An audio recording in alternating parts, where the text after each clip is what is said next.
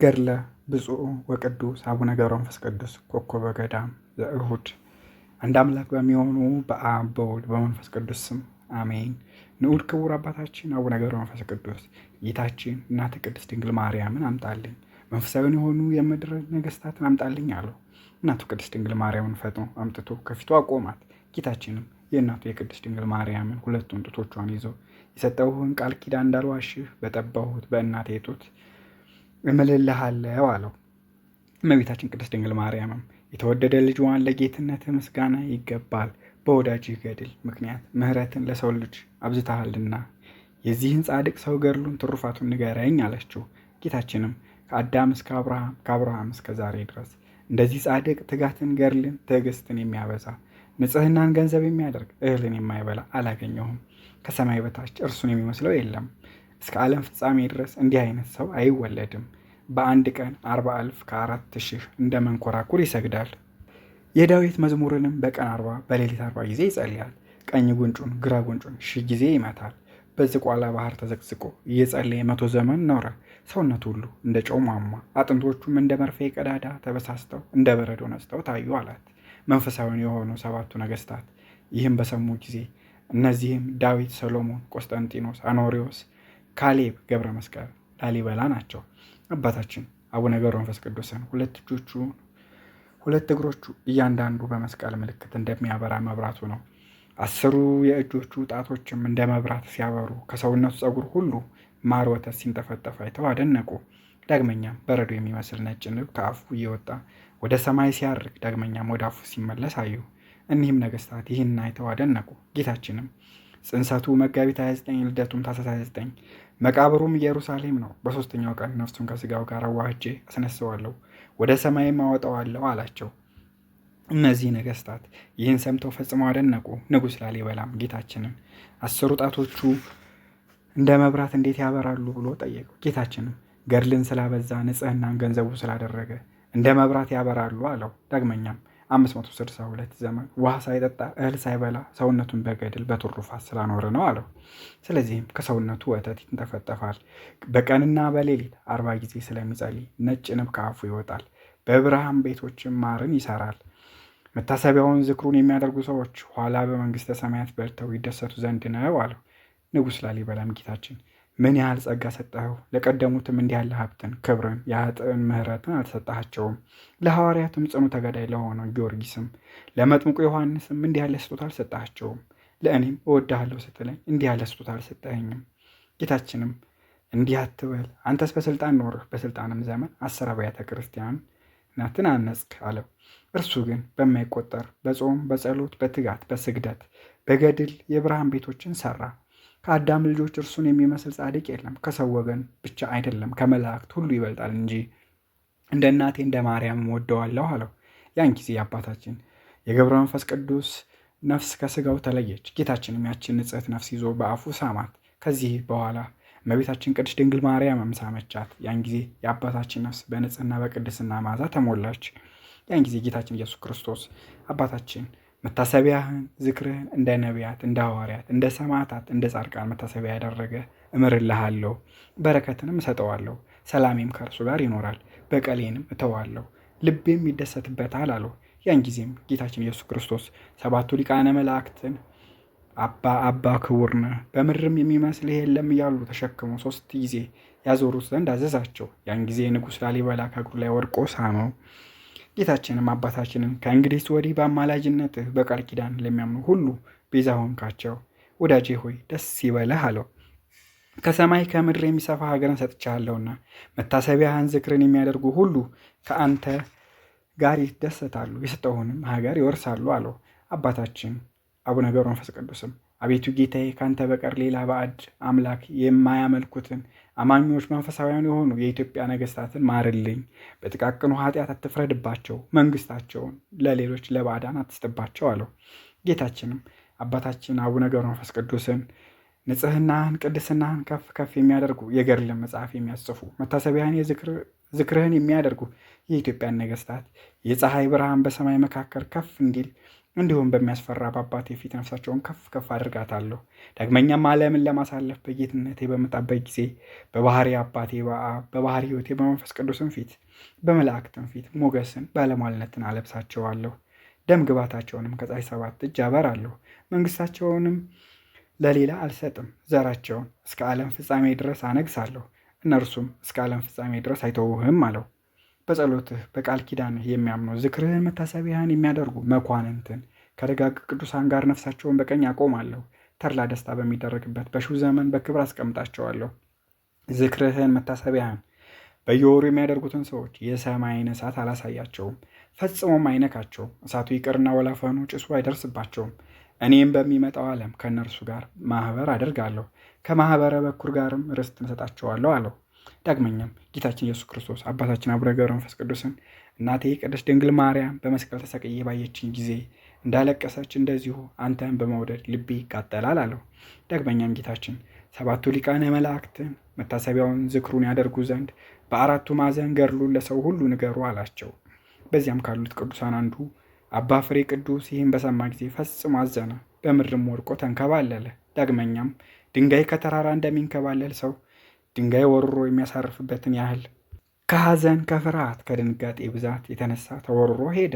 ዳግመኛም እግዚአብሔር ስለ አባታችን አቡነ ገብረ መንፈስ ቅዱስ ክብር የሚደረገውን ሁሉ ያስተውሉ ዘንድ ባዩት በሰሙትም ነገር ምስክር የሆኑ ዘንድ በአራቱ ማዕዘን ገድሉን የሚያስተምሩ ዘንድ መታሰቢያውን ዝክሩን ያደርጉ ዘንድ እነዚያን ቅዱሳን አጸናቸው።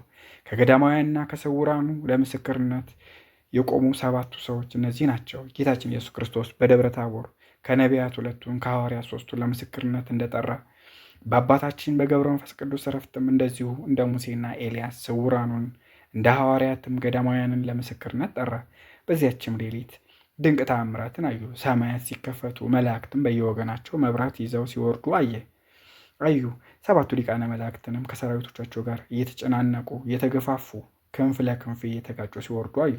ቦታው ጠቧቸዋልና ቁጥራቸውም እንደ ክረምት ዝናብ ነጠብጣብ ነውና። ሁለመናቸው እሳት ነበር፣ ልብሳቸውም እሳት ነበር፣ ግርማቸውም ያስፈራ ነበር። ክንፋቸውም እንደ ንስር ነበር፣ እንደ ወርቅ አመልማልም የተሳለ ነበር። እሳቱን እንደ ልብስ ይለብሱት ነበር፣ ከልብሳቸውም እንደ መብረቅ እሳት ይወጣ ነበር። በዚህ ሁኔታ መላእክት የአባታችን የአቡነ ገብረ መንፈስ ቅዱስ ሥጋ ወዳለበት ወረዱ። ያቺ ገዳም በሚነድ እሳት ሁለመናዋ ተንቦገቦገ። ብርሃኗ ከቀትር ፀሐይ ብርሃን ይልቅ ደምቆ ነበር። እነዚያም ቅዱሳን ስለ አባ ገብረ መንፈስ ቅዱስ ክብር መብራት ከሰማይ ይውረድ የሚል ቃል ሰሙ። ዳግመኛም በክብር በምስጋና አባ ገብረ መንፈስ ቅዱስን ትቀበሉ ዘንድ 7ቱ ሊቃነ መላእክት ውረዱ የሚል ቃል ሰሙ። ዳግመኛም 40 መላእክት አባ ገብረ መንፈስ ቅዱስን ተቀብላችሁ ለዘላለሙ ሐዘን ወደሌለባቸው የብርሃን ቤቶች ታስገቡት ዘንድ ውረዱ የሚል ቃልን ሰሙ። ዳግመኛም የአባ ገብረ መንፈስ ቅዱስን ሥጋ ተሸክማችሁ ወደ ኢየሩሳሌም ውሰዱት የሚል ቃልን ሰሙ። መቃብሩም በመሠዊያው በስተቀኝ ይሁን፣ ቁመቱም በሰው ክንድ 4 ክንድ ይሁን፣ ወርዱም በሰው ክንድ 2 ክንድ ይሁን የሚል ቃልን ሰሙ። እነዚያ 60 ቅዱሳን እየሰሙ ይህ ትእዛዝ ከእግዚአብሔር ወጣ ባዩት በሰሙት ነገር ምስክር የሆኑ ዘንድ ጌታችን ኢየሱስ ክርስቶስ ሙሴን፣ ኤልያስን፣ ጴጥሮስን፣ ያዕቆብን፣ ዮሐንስን ብቻቸውን ወደ ረጅም ተራራ ይዞ ወጥቶ መልኩ በፊታቸው ተለወጠ፣ ልብሱም እንደ በረዶ ነጭ ሆነ። ይህን ሲናገሩ ብሩህ የሆነ ደመና መጥቶ ጋረዳቸው። ከደመናውም እኔ የመረጥኩት የምወደው ልጄ ይህ ነው፣ እርሱን ስሙት የሚል ቃል መጣ። እንዲህ የሚል የአብን ድምፅ ሰሙ እንጂ ያዩት የለም። በእነዚህም ባዩት በሰሙት ነገር ሁሉ ምስክር እንደሆኑት እንደዚሁም እነዚህ 7ቱ ቅዱሳን ጌታችን ኢየሱስ ክርስቶስ ስለ አባታችን አቡነ ገብረ መንፈስ ቅዱስ ክብር መላእክቱን ሲያዛቸው ከሰማይ ቃል ሰሙ። ስለዚህ ቃል ምን ትላላችሁ? በዕረፍቱ ጊዜ ከመላእክት ጋር ወደ ወዳጁ ወደ አባታችን ገብረ መንፈስ ቅዱስ የወረደ የእግዚአብሔር ቃል ነው እንጂ። በጻድቁ አባታችን አቡነ ገብረ መንፈስ ቅዱስ ዕረፍት የጌታ ብርሃን በታየ ጊዜ ምድር በድንጋጤ ተናወጠች። ፀሐይ ጨለመ፣ ጨረቃም ደም ሆነ። ፀሐይስ በዚያን ሰዓት የለም፣ ከሌሊቱ 6 ሰዓት ነበርና። ጌታችን ኢየሱስ ክርስቶስ በዕለተ ዓርብ በተሰቀለ ጊዜ ፀሐይ እንደጨለመ ጨረቃም ደም እንደሆነ ጨረቃ ከዋክብት ብርሃናቸውን አጡ። ፀሐይ በሰማይ ያለ በዕለተ ዓርብ ጨለማ እንደሆነ በአባታችን በአቡነ ገብረ መንፈስ ቅዱስ ዕረፍት ጊዜ ጨረቃ ያለ ጨለማ ሆነ። በዚህም በዓለሙ ሁሉ የዕረፍቱ ታላቅነት ታወቀ። ይህን ሁሉ ጻድቃን ብቻ ያዩት አይደለም፣ ከእንቅልፍ ጥሏቸው ከተኙ ሰዎች በስተቀር በዚያን ጊዜ በዚያ አካባቢ የነበሩ ሰዎች ሁሉ አዩት እንጂ። በዚያች ሌሊት ጨረቃም ደም ሆና አዩት። ከፀሐይ ከጨረቃ ይልቅ የሚያበራ ወደ ምድረ ከብድ የወረደው የእግዚአብሔርን ብርሃን ግን ይህን ያዩ ዘንድ ከሚገባቸው የዚህን አላፊ ዓለም ምኞት ከታናሽነታቸው ጀምሮ ከናቁ ሰዎች በቀር ያየው የለም። አቡ ቀለምሲስ ዮሐንስ የብርሃን ልጆች ትሆኑ ዘንድ በብርሃን ጌታ እመኑ እንዳለ ዮሐንስ 3:19 የብርሃን ልጆችም የተባሉ በዚህ ዓለም ኃጢአት ያልሰሩ ንጹሐን ናቸው፣ ለዘላለሙም ብርሃን አይለያቸውም። ከዚህ በኋላ እነዚህ ቅዱሳን ቅዱስ ሚካኤል 12 አክሊላትን በእጁ ይዞ በአባታችን በአቡነ ገብረ መንፈስ ቅዱስ ሥጋ ቀኝ ቆሞ አዩት። ሌሎቹም መላእክት እንደ ውሃ ፏፏቴ ያለማቋረጥ ልዩ ልዩ በሆነ ምስጋና ንጽሕት በሆነች ነፍሱ ፊት ሲያመሰግኑ አዩ። ይህ ሁሉ ሥራ ከተፈጸመ በኋላ 40 መላእክት ሥጋውን ተሸከሙ ብለው አሰምተው ተናገሩ። ቅዱሳንም በዓይናቸው እያዩ በሰማይ እንደ እሳት እየተንበለበሉ እግዚአብሔር ወዳዘዛቸው ይቀብሩት ዘንድ ወሰዱት። ትጉሃን መላእክትም አሳረጉት። ያደረሱበትን ግን አላወቁም። መቃብሩ በኢየሩሳሌም ይሁን የሚል ቃል ሰሙ እንጂ። ነቢዩ ዳዊትም ኢየሩሳሌምስ እንደ ከተማ የታነጸች ናት እንዳለ መዝሙር 121 ቁጥር 3 በሰማይና በምድር መካከል የአባታችን የአቡነ ገብረ መንፈስ ቅዱስን ሥጋ ተሸክመው መላእክትን ባዩአቸው ጊዜ ከስውራን 30 ከገዳማውያን 30 ሆነው ከእነርሱ በመለየቱ ያለቅሱ ዘንድ መጡ። ከኢትዮጵያ ብቻ የመጡ አይደለም፣ ከግብፅ ከገዳመ አስቄጥስም በሰረገላ መጡ እንጂ። አባታችን አቡነ ገብረ መንፈስ ቅዱስ የባሕታውያን አለቃ ነውና ከሰማይ በታች በምግባር በትሩፋት በሃይማኖት እርሱን የሚመስለው የለም። እነዚያ የመላእክት ሰራዊት እግዚአብሔር ያዘዛቸውን ሁሉ ፈጽመው በክብር በብዙ ምስጋና በእልልታ በነጋሪት ድምፅ ወደ ብርሃን ቤቶች ነፍሱን አስገቧት። ጌታችን ኢየሱስ ክርስቶስ በ40 ቀን ወደ ሰማይ ሲያርግ እንደሆነው በአርያም ታላቅ ደስታ ሆነ። መላእክቱም ዘወትር ለዘላለሙ ለአምላካችን ምስጋና ይገባል፣ ቅድመ ዓለም የነበር ከዓለምን አሳልፈ የምትኖር ሃሌሉያ እያሉ በአንድነት አመሰገኑ። የጌታችን የመድኃኒታችን ኢየሱስ ክርስቶስ ይቅርታውና ቸርነቱ የአባታችን የአቡነ ገብረ መንፈስ ቅዱስ በረከቱና ረድኤቱ በእኛ በልጆቹና በመላው ሕዝበ ክርስቲያን እንዲሁም በሀገራችን በኢትዮጵያ በገዳማችን በደብረ ከዋክብት ለዘላለሙ ጸንቶ ይኑር አሜን። የጥቅምት ቃል ኪዳን አንድ አምላክ በሚሆን በአብ በወልድ በመንፈስ ቅዱስ ስም አሜን። የመነኮሳት አባት ጽኑ ተጋዳይ የባሕታውያን አለቃ በሆነ በአባታችን በአቡነ ገብረ መንፈስ ቅዱስ በዓል ጥቅምት 5 ቀን የሚነበብ ቃል ኪዳን ይህ ነው። ወደ ረጅም ተራራ ሲወጣ ከዕፀ አድኅኖ ጥላ ስር በሽበት የተሸፈኑ በ3 ሽማግሌዎች አምሳል ቅድስት ሥላሴን አገኟቸው። በጀርባው አዝሎ ወደ ዝቋላ ተራራ አወጣቸው። የቅድስት ሥላሴ ስዕል ከተሳለበት ከዕፀ ስሬት ስር አስቀመጣቸው። ከዚህ በኋላም ስሉስ ቅዱስ እስከ 7ኛው ሰማይ ድረስ አወጡት። ያክንት መረግድ በተባለ ዕንቁ የተሸለመች የሰማያዊት ኢየሩሳሌምን የሕንፃዋን ጌጥ ውበት አሳዩት። ከእነርሱም ተባረከ። የዝቋላና የምድረ ከብድ ኮከብ ማር እንኮይ አባታችን አቡነ ገብረ መንፈስ ቅዱስ በስሉስ ቅዱስ እጅ ያለውን መስቀል ተሳለመ። አባታችን አቡነ ገብረ መንፈስ ቅዱስ የኢትዮጵያ መብራት ነው። ወደ ምድር ከወረደ በኋላ የዓይኖቹ ሽፋሽፍት ሳይከደኑ 7 ወር ከ5 ቀን ኖረ። ጌታችን ኢየሱስ ክርስቶስ በወንጌል ከልብ በመነጨ ፍቅር የሚወደኝን እኔም በአላፍ መላእክት ፊት እወደዋለሁ፣ የጠላቶቹን ያጋንንትን መውደቅ አሳየዋለሁ ያለውን አስቦ እንዲህ ሆኖ ኖረ። የመላእክት አለቃ ቅዱስ ገብርኤልም መጥቶ ጠላቶችህን አጋንንት ታጥፋቸው ዘንድ ውረድ፣ ከፈጣሪ ከእግዚአብሔር ዘንድ ኃይል ተሰጥቶሃልና አለው። ቃሉን አልሰማም፣ አልታዘዘለትምም። ክፉም ቢሆን በጎም ቢሆን አልመለሰለትም። ከዚህም በኋላ መድኃኒታችን ኢየሱስ ክርስቶስ መጥቶ አባታችን አቡነ ገብረ መንፈስ ቅዱስን በደብረ ታቦር አምሳል ወደ ተጠራ ዝቋላ ወደሚባል ቅዱስ ተራራ ና ውረድ አለው። እስከ 100 ዓመት ድረስ የአባታችን የአቡነ ገብረ መንፈስ ቅዱስ ደም የፈሰሰባት በብርሃን ወደ ተሸለመች ባህርም እመቤታችን ቅድስት ድንግል ማርያምም ያጋንንትን ጥፋት ታይ ዘንድ ከዚያ ባህር ዳር ተቀመጠች። መልአኩ ቅዱስ ራጉኤልም ከሰራዊቱ ጋር የመባረቅ ልብሶችን ለብሶ መጣ። ሚካኤልና ገብርኤል የመላእክት ወገን ሁሉ የእሳት ነበልባል ለብሰው መጡ። ቦታው እስኪጠባቸው ድረስ ዙሪያውን ከበቧት። መላእክት ጭፍቅ እንዳለች እንደ ሮማን ፍሬ ተጨናነቁ። የእግር ጫማ መረገጫ ያህል ቦታስ እንኳ አልተገኘም። ከመላእክት ብቻ በቀር ሁለመናዋ አይታይም ነበር። በእሳት ሰይፎቿ ታጥራ ነበር እንጂ በውስጧ የነበሩትን አጋንንትን ሁሉ አጠፏቸው። ፍለጋቸውም አልተገኘም። በነፋስ ፊት እንዳለ ትቢያ ሆኑ። በበረሃ መካከል እንደሚነድ ጢስ ጠፉ። በአሸዋና በሙጫ እንደተነደፈች ውሃ ጉድጓድም ሆኑ። የሰውን ሥጋ የለበሰ ስራው ክፉ የሆነ አንድ ጋኔን አምልጦ አባታችን አቡነ ገብረ መንፈስ ቅዱስ የሚወደው ጽኑ ተጋዳይ በሚሆን በገዳማዊ አባ ፍሬ ቅዱስ በዓት ትይዩ ባለችው አንዲት ገደል መካከል ተደበቀ። አባታችንም ያችን ገደል ከሁለት ሰነጠቃት፣ አፏንም ከፈተች። በዚያች ገደል ላይ ወድቆ ተጥሎ አገኘው። በመብረቅ መታው፣ በክፉ አሟሟትም ሞተ። ለእንስሳ ለአራዊት ሁሉ በሽታ እንዳይሆን በመሬት ውስጥ አልተቀበረም።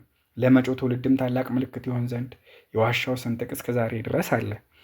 ሕዝብ፣ አሕዛብ፣ ነገሥታት፣ መኳንንት፣ ሽማግሌዎች፣ ሕፃናት፣ ደናግል፣ መነኮሳት ልዩ ልዩ ልብስ የለበሱ ባህር ልብስ ያጌጡ የከበሩ ወንዶችም ሴቶችም ያዩታል። በተሳሉ ድንጋዮች አባታችን አቡነ ገብረ መንፈስ ቅዱስን እየደበደበ ሲያሰቃየው የነበረ የዚያ ጋኔን አጥንቶቹ መላ ሰውነት ሁሉ ወድቆ ይታይ ነበር። አባታችን ይህን ከፈጸሙ በኋላ ከጌታችን ከመድኃኒታችን ከኢየሱስ ክርስቶስ ቃል ኪዳን ተቀበለ። በአባታችን በአቡነ ገብረ መንፈስ ቅዱስ ገድል የተቀደሰች ይህችን ገዳም የሚሳለማት ደጅ የሚጠኗት ሁሉ በመንግስተ ሰማያት ተስፋ ያገኛሉ። ከሩቅም ከቅርብም የጻድቁን በዓል ለማክበር ወደ እርሷ የሚመጡትን ኃጢአት እንዳላገኘው እንደ 40 እንደ 80 ቀን ሕፃን ይሆናሉ። እንደ መጥምቀ መለኮት ቅዱስ ዮሐንስ 70 ዘመን ሙሉ በሐዘን ፊቱ እንደጠቆረ በሚስጥር ባህር እንደዋኘ እንደ ዮሐንስ ወንጌላዊ ይሆናሉ። ይህንን ሁሉ አስቡ። ከአባታችን በዓላት ከፍ ባለች በከበረች በጥቅምት 5 ቀን የአባታችን የአቡነ ገብረ መንፈስ ቅዱስን በዓል ያከበረ ሁሉ በሰው ሁሉ እንደታወቀች እንደ መጋቢት 5 ቀን የሚያያት የሚያከብራትንም ሁሉ እግዚአብሔር አብ ከአንተ ጋር የእሳትን ባህር በግልጥ ይለፍ፣ የመልአከ ሞት የዲያብሎስን ፊት አያይም ብሎ ቃል ኪዳን ገባለት። ከዚህ በኋላ አብ ወልድ መንፈስ ቅዱስ ብርሃን በሚታይባት ባህር ላይ ለሰው ሁሉ መድኃኒት ትሆን ዘንድ የምሕረት ጽዋ ፈሰሱባት። መልአኩ ቅዱስ ኡራኤልም መጥቶ ክብር ይግባውና የጌታችን የመድኃኒታችን ኢየሱስ ክርስቶስን ደም በባህር ላይ ጨመረ። ሕንፃዋ ያማረ በቅድስት ሥላሴ ስም የታነጸች አንዲት ቤተ መቅደስ አለች። የሕንፃዋ ውበትም ከፀሐይ 7 እጅ ያበራል። ያችንም ባህር ቅዱሳን ይጠብቋታል። ስጋቸውም ለዓይን እንደሚያስደንቅ በምስራቅ እንደሚወጣ እንደ ንጋት ኮከብ ያበራል። ስማቸው የማይታወቅ ብዙ ስውራን ቅዱሳን መጥተው ከገነት አፈር አምጥተው እስከ ዘላለም ድረስ ከክፉ ነገር ምንም በውስጧ እንዳይገባ በዝቋላ ገዳም ላይ በተኑት። የአባታችን የጻድቁ የአቡነ ገብረ መንፈስ ቅዱስ ጸሎትና በረከት በእኛ በገዳሙ ልጆችና በመላው ሕዝበ ክርስቲያን በሀገራችን በኢትዮጵያ ላይ ለዘላለሙ ጸንቶ ይኑር አሜን። ተአምር የአባታችን የአቡነ ገብረ መንፈስ ቅዱስ ጸሎትና በረከቱ በእኛ ላይ ለዘላለም ጸንቶ ይኑር አሜን። ከአንድ አውራ ዶሮ በስተቀር ምንም ንብረት የሌለው በሩቅ ሀገር የሚኖር አንድ ሰው ነበር። ለአባታችን ለአቡነ ገብረ መንፈስ ቅዱስ መታሰቢያ እንዲሆን ይህንን አውራ ዶሮ ሰጠ። ያንንም አውራ ዶሮ ሌባ ሰርቆ በ9 ሰዓት አርዶ በላበት። ያ የተበላው ዶሮ ከሌሊቱ በ6 ሰዓት አሰምቶ ጮኸ። ያም የዶሮ ባለቤት የዶሮውን ጮህ በሰማ ጊዜ አደነቀ። ሌባ እንደበላውም አወቀ። ሌሊትም እስኪነጋ ድረስ ቸኮለ። ያም ሌባ በዚያች ሌሊት ሙቶ አደረ። የሀገሩም ሰዎች በቤተ ክርስቲያን ቀበሩት። ከቀበሩት አፈርም ካለበሱት በኋላ ያ የተበላው ዶሮ በሆዱ ውስጥ ሆኖ ጮኸ። የሀገሩም ሰዎች ይህን ሰምተው እያደነቁ ወደ ቤታቸው ገቡ። በማግስቱም አንድ ካህን ጸሎተ ዕጣን ሊያደርስ ማልዶ ወደ ቤተ ክርስቲያን ሄደ። የተበላውም ዶሮ ከመቃብር ውጭ አገኘው። ቄሱም ባየው ጊዜ ያ ዶሮ በሮ ወደ ቤተ ክርስቲያን ጣሪያ ወጣ። ካህኑም ዶሮው ከሌባው ሆድ እንደወጣ አወቀ። የሌባውም ሆድ ተቀዶ ተገኘ። ካህኑም አሰምቶ ጮኸ። የሀገሩ ሰዎች ሁሉ ተሰበሰቡ። ሌባውም የተቀበረበትን መቃብር ተከፍቶ አዩት። ዶሮውም በቤተ ክርስቲያን ላይ ሆኖ ይጮህ ነበር። እጅግም እያደነቁ መቃብሩን ደፈኑት። ከዚህ በኋላ ዶሮው እስከ 7 ዓመት በቤተ ክርስቲያን ጣሪያ ላይ ኖረ። አባታችን አቡነ ገብረ መንፈስ ቅዱስ እንዲህ አይነት ተአምር አደረገ። ጸሎቱና በረከቱ ይደርብን አሜን።